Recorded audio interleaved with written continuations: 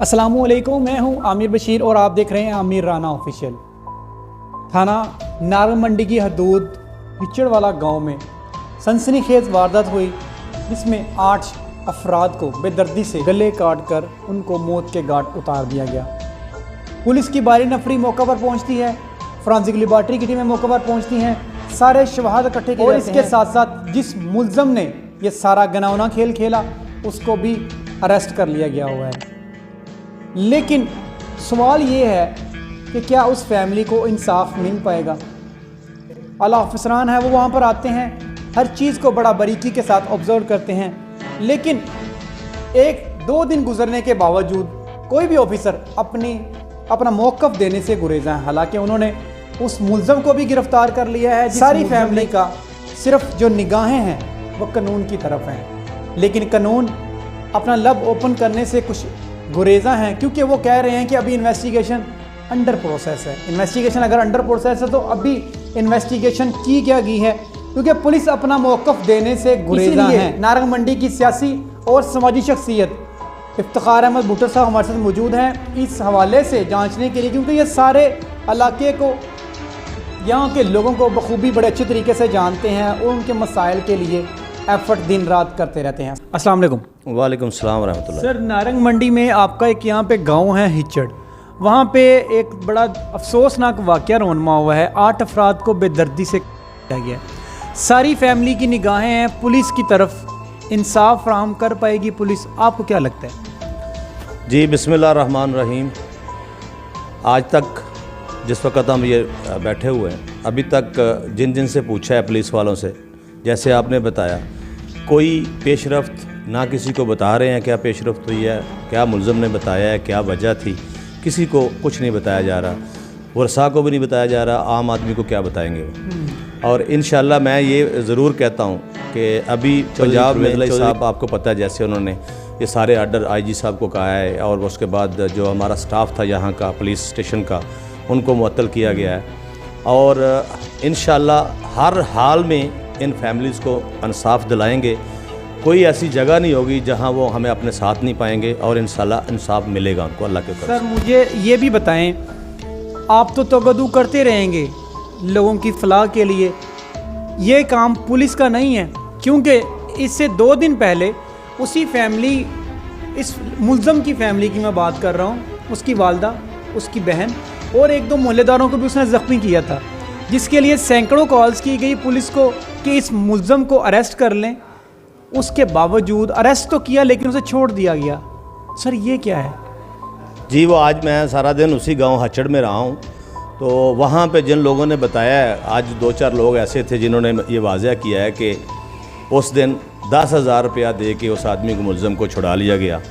Police ने अपनी नाहली छुपाने के लिए उस आदमी को ये भी कहा है कि वो नॉर्मल नहीं है, उसका दिमागी तवाज़ुन ठीक नहीं है। हालांकि जो उसकी हालत है, मैट्रिक में मैंने जो सुना है, हचड़ स्कूल कोट अब्दुल्ला स्कूल में उसने एजुकेशन हासिल किया, उसने वो स्कूल टॉप किया था, में उसने पोजीशन ली हुई है, बीएससी का स्टूडेंट है, 2-4 गांव में वो ट्यूशन पढ़ा रहा है। कैसा पागल है जिसको आदमी मारने के बाद ये भी पता है कि उनके ऊपर कपड़ा डालना है ताकि कोई गुजरता हुआ मुसाफिर ना देख ले।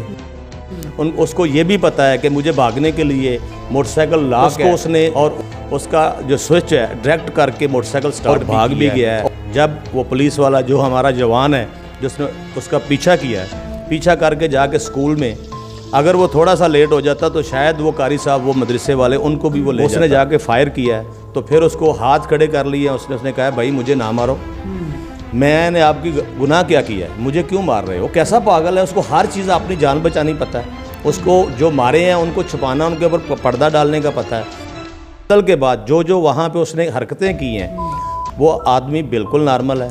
बात अभी पुलिस के पास चीज़ें हैं, अगर नहीं बताना चाह रही तो उनकी मर्ज़ी है। ये एक ना एक दिन इन फैमिलीज़ को इंशाल्लाह इंसाफ मिलेगा।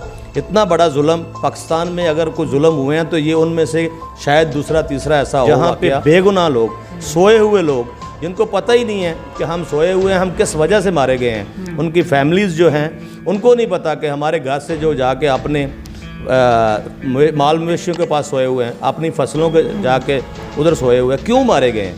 ये पुलिस ने बताना है और उन्हें बताना पड़ेगा, ये उनको बताना है हर हाल में। सर मुझे ये भी बताएं कि आपको लगता है कि ये एक आदमी का काम होगा, क्योंकि जिन लोगों की लाशें जब मिली हैं सुबह के वक्त, जो फैमिलीज़ वहाँ पे सारी इकट्ठी हुई हैं, उनके सारे नाजुक अज़ा को काट दिया गया हुआ था। क्या आपको लगता है कि ये एक पर्सन का काम है या पूरे ग्रोह का काम है? देखिए जी, जो आम आदमी फहम वाला ज़हन एक्सेप्ट नहीं करता कि ये एक आदमी का काम है, मैं भी उनमें से हूँ। मैंने पहले दिन ही कहा था कि एक आदमी 1.5 घंटा में, रात के 1:30 बजे वहाँ पे एक शादी सी, मसीह फैमिली की शादी थी, उन्होंने देखा है उसको। 1.5 घंटे के बाद वो आदमी 8 का और वो चला गया है। कैसे मुमकिन है ये? कैसे मुमकिन है कि एक आदमी हो? इनको बताना वजह जो है, अगर उसी ने किए हैं तो क्यों किए हैं, ये क्यों नहीं बताते? मदइयों को बताएं। और बैड लक ये है कि वहाँ पे हर आदमी मेरे हिसाब से, क्योंकि मैं जिस दिन जनाजों के टाइम पे भी मौजूद था, आज भी सारा दिन मैं उधर ही रहा हूँ, आदमी सहमे हुए हैं, लोग सहमे हुए हैं। जब कोई आदमी सहमा हुआ है, आपसे बात नहीं करता है, तो that mean something is hidden. वो छुपा रहा है, किसी के प्रेशर से छुपा रहा है, किसी वजह से ये चीज़ें छुपी नहीं रहेंगी। इंशाल्लाह मैं अपनी तौर पे, अपनी पार्टी की तरफ से, चौधरी परवेज़ लाई की तरफ से, इन फैमिलीज़ को मैं यकीन दिलाता हूँ कि इंशाल्लाह हम इनको जो है इनको इंसाफ दिला के देखें। ये टूटेगी तो लहर उसी वक्त जब पुलिस आके वाज़ेह आके वहाँ गाँव में खड़ी हो जाए और उनको बताए कि हमने तफ्तीश की है, हमें तफ्तीश में ये चीज़ें मिली हैं, अभी हमारी आप मदद करें कि आपकी मदद हमें दरकार है। जब वो पुलिस उस तरफ जाएगी तो ये चीज़ें जाके आम आदमी का खौफ ख़त्म होगा। ये तो अल्हम्दुलिल्लाह, अगर जैसे वो पुलिस वाले कह रहे हैं या जो कहानी आप सुन के आए हैं उस गाँव से, अगर ऐसे भी है तो अल्हम्दुलिल्लाह वो आदमी पकड़ा गया है। अदरवाइज़ उस गाँव में तो पहले ही 8 लाशें पड़े हुए थे। उसके बाद क्या होना था, अल्लाह आलम के ऊपर इल्ज़ाम लगाना था, हमारे प्यारे वो मार गया, हमारे प्यारे वो मार गया। ये चीज़ें पुलिस ने ही क्लियर करनी है और उन्हें करनी चाहिए।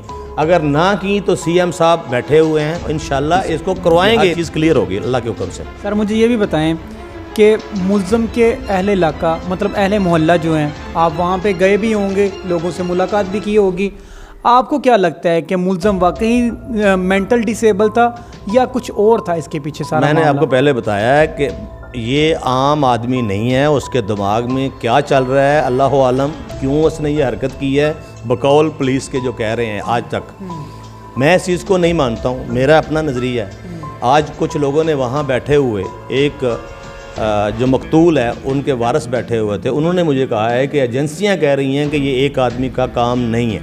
बातें निकलनी शुरू हो गई हैं। बिल्कुल सही है। ये निकलनी है कब तक? इंसानी कोई जानवर तो नहीं मारेगा, इंसानी कत्ल है और अल्लाह पाक की ज़ात ने इन मज़लूमों को इंशाल्लाह इंसाफ दिलाना है। अल्लाह के हुक्म से सब चीज़ें क्लियर होंगी, इंसान कभी छुपा नहीं रहता। सर मुझे ये भी बताएं कि नोटिस हुए, कोई भी क्राइम होता है उसके ऊपर सीएम साहब नोटिस लेते हैं, आईजी साहब नोटिस लेते हैं, प्राइम मिनिस्टर साहब नोटिस लेते हैं। नोटिस होने के बाद जो रेलिवेंट पर्सन होते हैं उनको सस्पेंड कर दिया जाता है। इस केस में भी ऐसे ही हुआ है, 5 अफराद को सस्पेंड किया गया, उनके खिलाफ इंक्वायरी इनिशिएट होगी, अभी हुई नहीं है, उनको गिरफ्तार कर लिया गया। आपको लगता है कि जो पुलिस वालों की जो नाअहली है वो सिर्फ इतनी ही है, इसमें इनका कोई रोल नहीं है इन मर्डर के पीछे? देखिए जी, थाना जो होता है ना, SHO जो होता है, वो उस इलाके की माँ होती है, उसका बाप होता है। SHO, चाहे मैंने चंद ऐसे SHO भी देखे हैं जो कहते हैं कि इलाके में अगर कोई बदमाश है तो वो SHO होता है, उसको इतने अख्तियार होते हैं कि कोई आदमी उनकी मर्ज़ी के बगैर पर भी नहीं। ये जो लाकानूनियत, ये जो मनशियात फरोशी, ये सब चीज़ें मेरे इलाके में हो रही हैं ना, इसमें हम सब इन्वॉल्व हैं, सियासतदान इन्वॉल्व हैं, पुलिस इन्वॉल्व है, सब लोग इन्वॉल्व हैं। जब तक ये माशरा इन लोगों से खाली नहीं होगा या इनकी मेंटालिटी का लेवल वो ना हो जाए कि जो आम आदमी को सहूलत और जो इंसाफ है मुहैया ना करें, तो ऐसे वाक़यात अल्लाह ना करे ऐसे वाक़यात होते रहते हैं। ये पुलिस को स्पेशली पुलिस बनाई किस लिए गई है? आपकी सेना के लिए बनाई गई। अब सिर्फ ये तो नहीं है कि बैठे हैं आपकी तनख्वाही लेके आ गए हैं, आम साइल जाए उसकी बात ना सुनी जाए और जो गरीब आदमी हो उसको सारे के सारे मसाइल उसके ऊपर डाल दिए जाएँ। ये पुलिस ऑफिसर जो हमारा SHO है, वो चाहे तो इलाके में कुछ नहीं हो सकता। ये इनकी नाअहली और उसके बाद जो हम लोग सिफारिशात करते हैं, जब वो आदमी छूटा है तो खुद छूट के चला गया। जब पुलिस वाले पकड़ के छुड़वाया ना उसको, किसी ने अप्रोच किया होगा, जब उसने पैसे दिए हैं, जो आज मैंने सुना है कि 10,000 रुपया भरा है उन्होंने, जब उसको छुड़वाया गया, वो छुड़वाने वाला भी वो भी जानवर था जिसने सिफारिश की है, 4 आदमियों को इंजर करके आया। अगर उसकी ज़हनी हालत नहीं ठीक तो उसको भाई पकड़ो, किसी हॉस्पिटल में ले जाओ, उसको कहीं ऐसी जगह पे रखो जहाँ पे दूसरी जानों को खतरा ना हो। अगर उसको छोड़ा ना गया होता तो आज ये 8 जानें ज़ाया ना होती। क्योंकि पुलिस अपना स्टांस देने से गुरेजा है और पुलिस बार बार कह रही है कि अभी जो इन्वेस्टिगेशन है वो अंडर प्रोसेस है।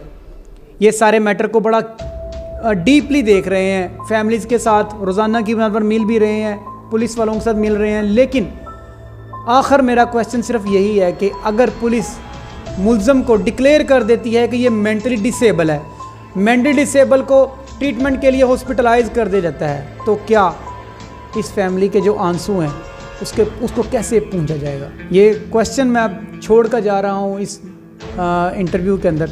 इसी के साथ मेज़बान अपने को इजाज़त दें, मिलते हैं उस नए जो मुल्ज़म ने, जिसको मुल्ज़म को अरेस्ट किया हुआ है पुलिस वालों ने, उसके साथ हम इंटरव्यू करें, सारे हक़ाइक़ से पर्दा उठाएं कि वाई उसने ये क्यों किया। तब तक अल्लाह हाफ़िज़।